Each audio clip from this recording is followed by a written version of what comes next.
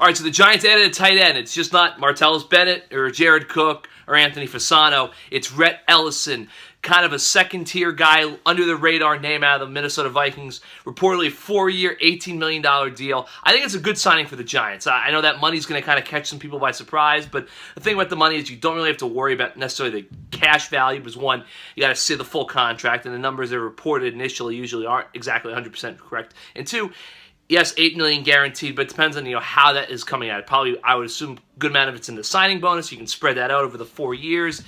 I don't think this is a major financial investment for the Giants. It looks big, but it's probably not big. And I think it's a good signing for them. It addresses a need. They needed a blocking presence at tight end. I thought going into this that they might feel Will Johnson would be that guy after missing all of last year with a burner.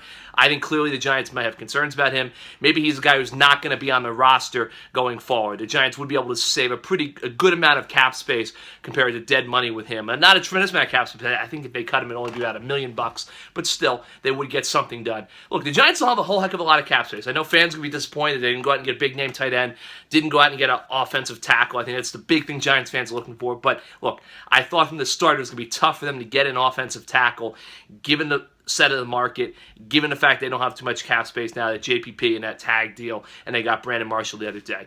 So look, I think Ellison's a smart move for them. He fits a need. If they're going to have to keep Eric Flowers at left tackle, you needed to have a proven blocking presence, a fullback, a tight end, an H-back, however you want to classify. I think Ellison's kind of that catch-all player. They didn't have it last year when Johnson went down. Now they've got it. It also gives them a chance potentially to stick with Jarrell Adams and Will Tye, guys who they like, the young guys who have shown some promise. I still think this signing does not preclude the Giants from taking a tight end in a draft in April. If O.J. Howard's there, I think they're still going to take him. So they might even get a guy like a Njoku or an Ingram later in the draft. I don't think they would take them in the first round necessarily. So it's a good signing for the Giants. For now, I think the Giants are pretty much done. Not much cap space left, if any. They do have some moves to free things up, but I think this is maybe the bulk of what you're going to see the Giants do in free agency. They'll probably have to make some a little bit more. I'm sure they still want to bring out guys like Keenan Robinson and John Jerry, but this is where the Giants are. Good move with Rhett Ellison. I think they're probably done with the splash moves. Still have a little stuff to go, but we'll keep it here at NJ.com. We'll track it all along. That's it for me here.